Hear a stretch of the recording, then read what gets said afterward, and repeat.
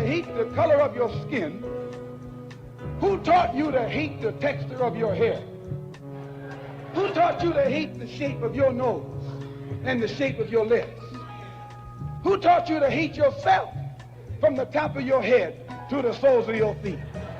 Who taught you to hate your own kind? Who taught you to hate the race that you belong to? So much so that you don't want to be around each other. No, before you come asking Mr. Muhammad, does he teach hate? You should ask yourself, who taught you to hate being what God gave you? Most of us blacks, or Negroes as he called us, really thought we were free without being aware that in our subconscious, all those chains we thought had been struck off were still there. And there were many ways where what really motivated us was our desire to be loved by the white man. Malcolm meant to lance that sense of inferiority. He knew it would be painful. He knew that people could kill you because of it, but he dared to take that risk.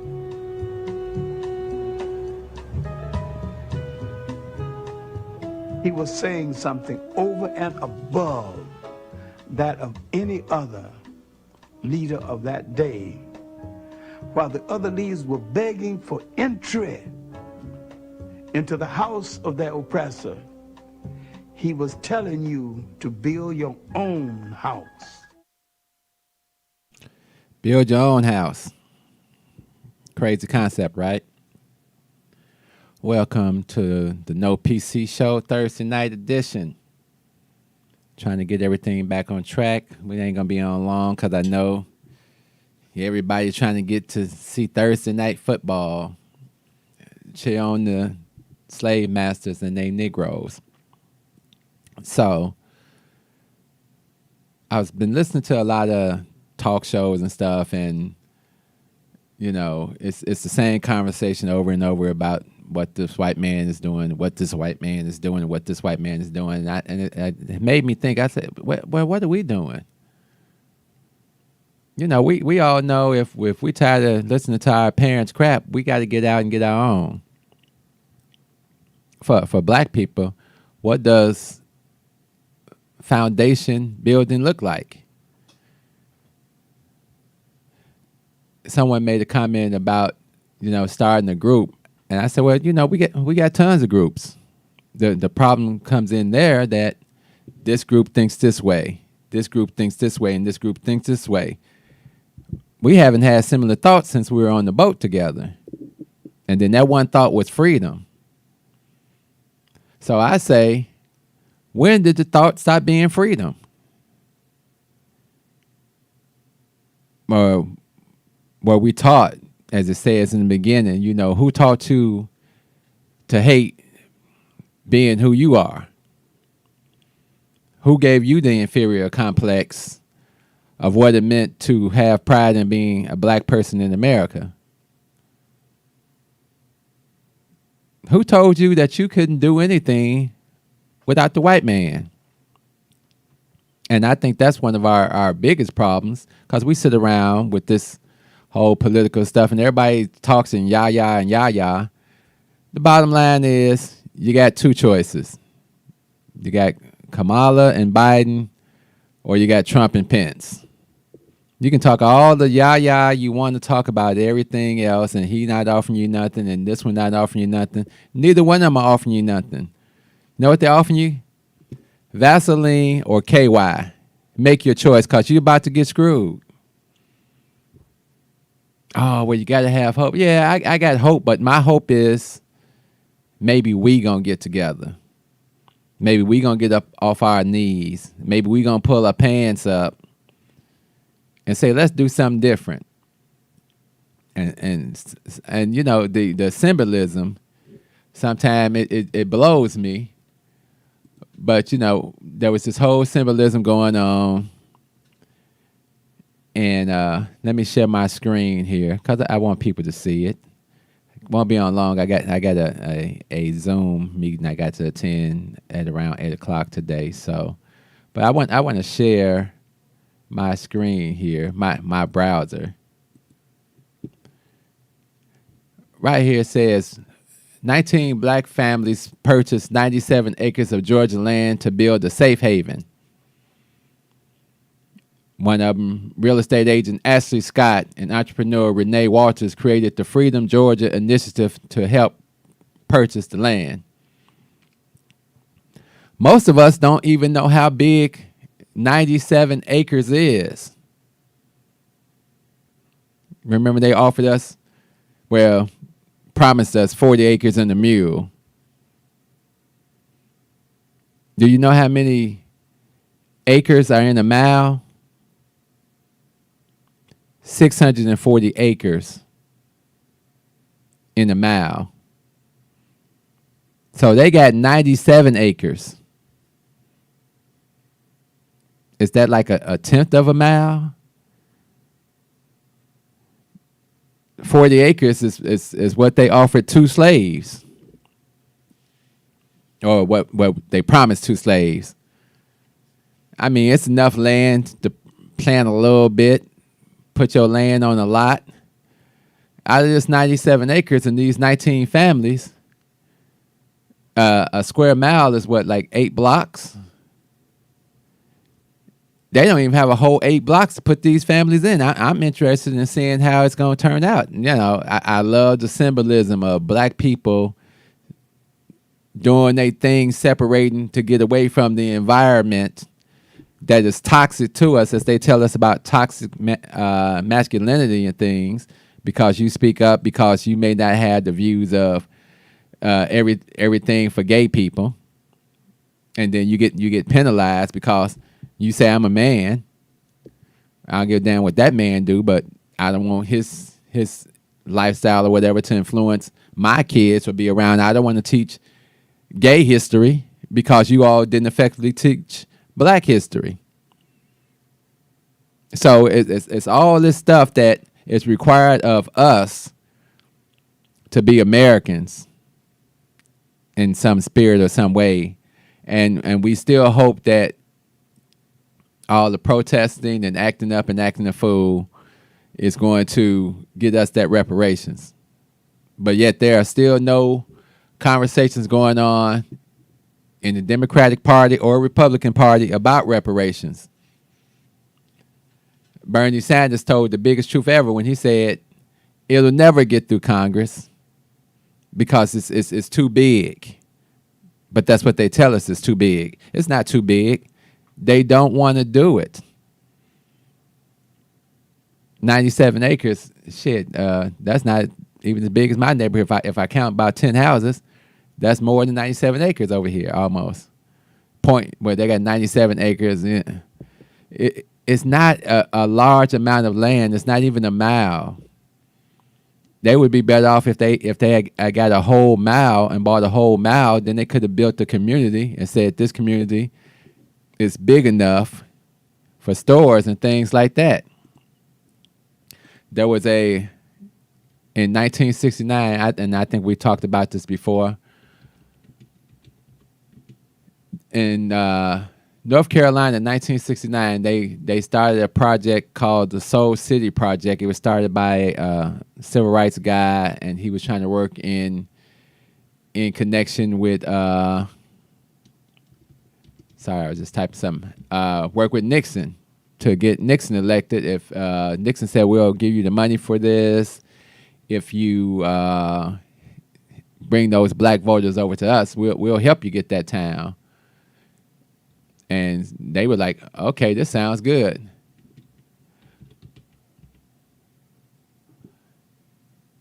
And sorry about that.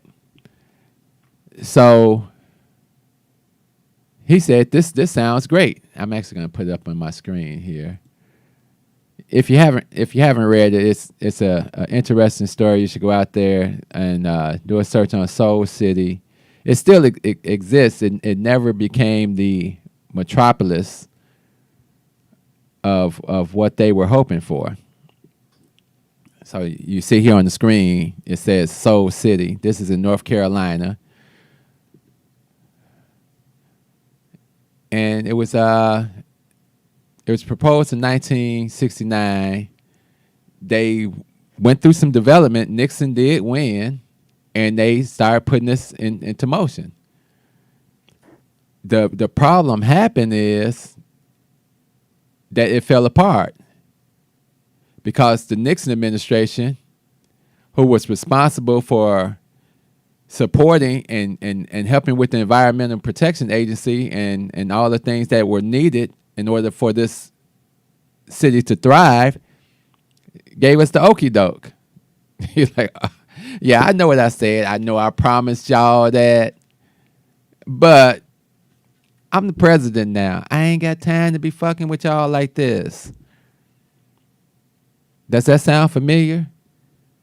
They come to you and they offer you some things. And Soul City was bigger than 97 acres. It was enough for a community to be built. Now, like I say, in this project in North Carolina with the where in Georgia with the 19 families, that's gonna be tight, especially if you're talking about growing your own produce. Where you gonna grow your produce at? You got 97 acres. You got 19 families.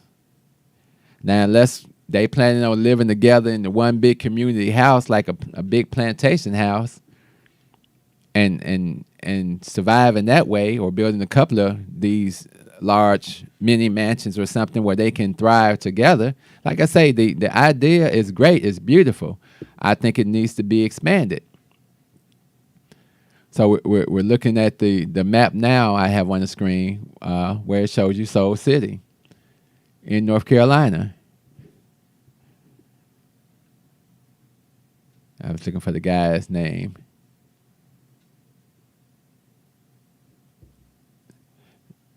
I guess this was proposed after the assassination of Martin Luther King. So we have had a lot of starts on things. So after this failed, and I think it was like 1971, 72 by the time this actually failed, then we had the 1972 Black Convention calling on all the black minds, the greatest minds and things to come together. Jesse and everybody was there. They did it in Gary, Indiana. We spoke about, I think it was people from Iowa, where somebody brought some white people and screwed it all up because, we can't do things without white people. That's the rule.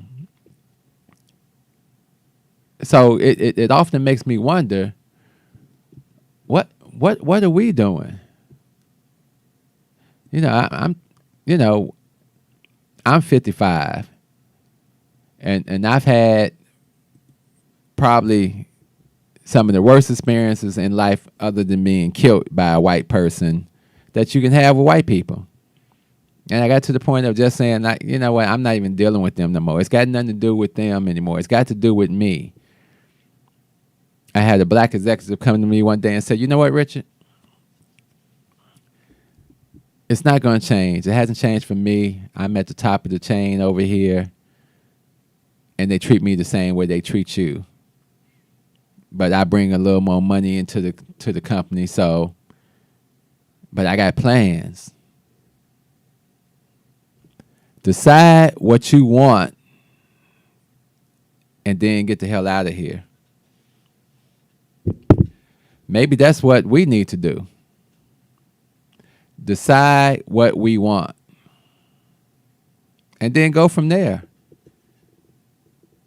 We've wasted decades hoping that the moral monsters that we deal with will change, that they're going to be different.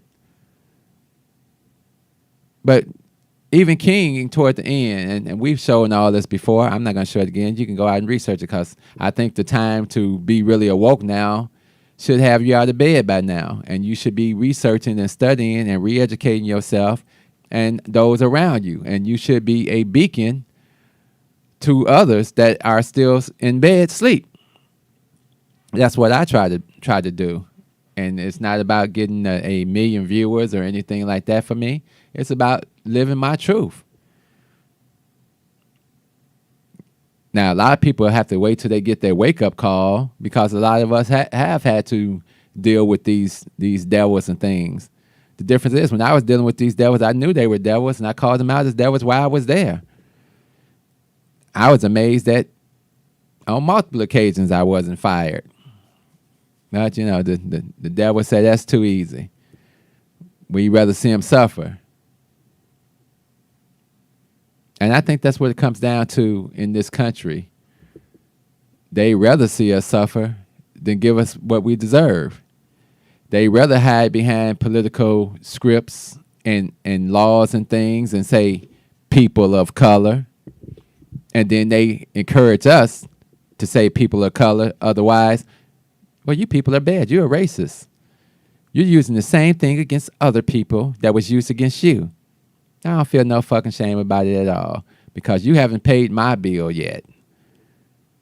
So if you want me to have empathy for others and all this and kumbaya and team up with these other people, you can miss me with it because I'm not ready for that. We have to get to a point where the cry is for humanity and justice. And that check that Martin Luther King was talking about, it's time to write that check. Don't tell us come join you all. And I tell people all the time, do you believe if they wrote a check to all the black people in America, you know, a substantial amount of money, I've got it at about $2 million apiece, that we would have anything to do with these people? So we get money, we get land, and then we get opportunity, but then we got to rebuild the whole structure. So that's why I'm saying that's why we need to build this foundation now. So in the event that by some miracle money comes, we can be ready to leave. Is it racist? No, it's just an opportunity. I think we need a break from these people, this system. It has caused so much psychological mental anguish in the black communities and us being here in this country that I don't know too many black people that have not been scarred. I mean, you see the ones on Stand Up with the Republicans and the Yahoos, they don't even realize the extent that they have been damaged, that they would not even be dealing with these people. If they had some type of economic freedom away from them, then they would not deal with them. It is only one reason that we continue to deal with these people. That's because we slaves in America still, to this day. It is what it is. If somebody's got a different view, you know, the phone lines is open. If you're watching, you can see the number on the screen, 872-267-2552. 872-267-2552. 872-267-2552. We got to stop lying to ourselves and others around us and deceiving them because these people give you just enough. And we'll make a couple of you all millionaires. Now, everybody realizes when you go to a casino or something like that, 80% of the people are going to lose. Easy. 20% got to win so we can keep you in the game. That's the whole sucker move of it all. We got to give y'all just enough to keep y'all in the game. And the people that win, the black aristocracy, the bourgeoisie, they get comfortable in life. They're not throwing ropes back. They may, you know, let me write a check to the Urban League. So that'll look good on my resume, my portfolio as I move up in the world. This satisfies my need. I had a client once, and I went out, and I told the story before, and where she lived was immaculate. It was a mansions with a golf course built in the middle of the mansions. That's how I know how small 97 acres is. This had a full golf course on it, 18 holes, and mansions surrounding it.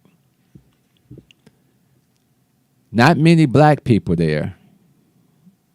Like you count 15 white people, one black person.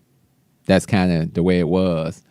And I asked because I just can't see myself living in those circumstances. When I was young, I had the chance to move to Appleton, Wisconsin, and be on the ground level of the industry that was happening in Wisconsin. And I looked at my wife because we went there. We went to the town of Appleton, Wisconsin, and there was only one other black person. And I said, "Well, where are the black people?" He said, "It's us. It's us three." I look at my wife like, I'm not staying around this bullshit. I don't care how great they make the opportunity sound. True. Hey, we probably could have stayed and we probably could be top execs right now. That's not what I want. And that's not what I want for us. You know, people talk that integration shit. Didn't work out good for us in the 30s, the 40s, the 50s, the 60s, the 70s, or the 80s. And it's really not working out for us as a whole right now. And people say, well, it's like, no, it's actually not, because if it was, you wouldn't have all the nonsense going on that's going on. You wouldn't have people still complaining about the same things for decade after decade, generation after generation. If you fail to plan, you plan to fail. And I don't know what part of that we don't get, that we don't know how to shut down the system if we can't get what we want. You know, politicians, I was at a meeting, the politician says, we're in the chambers, there's only 21 of us and 67 of them. And you need like 50 of the votes to win anything, to push anything through. Okay, yeah, I understand that. But I'm not signing off on none of your shit. I'm willing to set everything down in order for you not to get the votes that you need. Because if I'm doing the math, you probably won't have enough to get most of the stuff pushed through that you want to get pushed through. So it's not our jobs to be disruptive in the front of the people that count instead of the police on the street. Shouldn't we be trying to shut down government offices and forcing these people to stay in chamber until our demands are met? Or are we just going to sit around and wait? Because all they're doing is waiting for this election. Guaranteed. They sitting around waiting on this election. They playing nice. But you hear the whispers. And Trump said it outright. Hey, I'm just waiting on the word. I'll shut it down. Because that's what they do. And that's what's going to happen at the end of this. Your government is going to come in and say, we've had enough. We're going to start doing this and doing this and doing this. And they're trying to figure out what charges they're going to start charging people with and start locking people down. And they want to get back to business. I mean, they are really working at a level that, you know, is unprecedented in the world. And they're going to say, we just spent all this money on the pandemic. And we're going to be in this pandemic for another year at least. So you niggas, y'all can do whatever y'all want. But in the end, America's going to be America. It's going to be the America we want, whether you vote on it or not. And if you don't like that, it can be the America that Trump wants, whether you like it or not. So like I say, that's KY or that's Vaseline. But until we get to a point with each other, a point of unity, of understanding, of knowledge of self, of loving each other, supporting each other, taking all our money and spending it with each other rather than we got to go here, we got to do this, we got to do this. Yeah, it's great to travel. It's all these things are great to do, but it's great to be free. That's my favorite line in Roots, where Fiddler is holding Kunta. And he said, what is it like to be free, African? Because he never knew. He grew up in this system of American slavery, or chattel slavery, So the concept of freedom never occurred to him.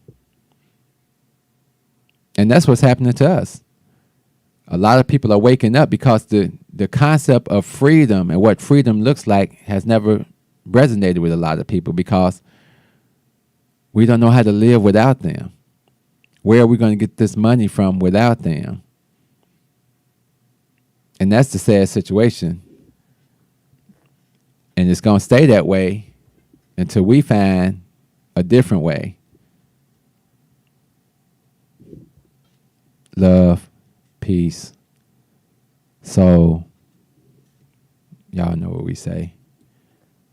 We out of here. Step out of the car. No, you don't have the right. Step out of the car. You do not have the right to do that. I do have the right. Now step out or I will remove I you. refuse to talk to you other than to identify myself. Step Now, if your woman ain't no revolutionary, she'll persuade you to be a fucking slave for the rest of your days. She'll be grooming you on how to behave, teaching you how to coon and buck dance so that you can be safe. If that brother ain't no rider, soldier, no provider, molder of young minds, check it out. You got yourself a bitch. Think about the time that you invested in him. If he's wearing them skinny jeans, you a lesbian. For every 100 black women who ain't locked up, it's only 83 black men remain. Take away 1.5 million black men who might have benefited their women and their children. You don't know a war when it's waged against you, when it makes you drive your baby mama to the clinic just to kill your own. Ain't no legacy to leave behind, cause ain't nobody sitting on your throne. You motherfuckers are asleep in a war zone, living a nightmare, dying in your own home. If you don't stop, you gon' lose what you got left. I'd rather die trying to fight for my last breath. Freedom or death, you asleep in a war zone, living a nightmare, dying in your own home. If you don't fight, you gon' lose what you got left. I'd rather die trying to fight for my last breath. Freedom or death, nigga. Sandra Bland was a rider. She wouldn't have committed suicide, and you a motherfucking liar. It would not be wise to stop when you hear sirens and you see the police behind you, but you don't wanna die. They gon' shoot you if you run. They gon' say that you was going for the police gun. That's why they shot you like 120 times, but you was still coming, so they put another bullet in your lung. Them devils got you praying while they murder, because they know you on that bullshit. They steady with them full clips and body armor. They kill your women in the street, cause they figure you too weak to do anything about it. You some shit, getting fucked in your sleep. They poison you every time you brush your teeth. You don't care, you behave like a slave. A bitch from the cradle to the grave, on your knees with your hands out, begging cause you won't. You motherfuckers are asleep in a war zone, living a nightmare, dying in your own home. If you don't stop, you gon' lose what you got left. I'd rather die trying to fight for my last breath. Freedom or death, you asleep in a war zone, living a nightmare, dying in your own home. If you don't fight, you gon' lose what you got left. I'd rather die trying to fight for my last breath. Freedom or death, nigga.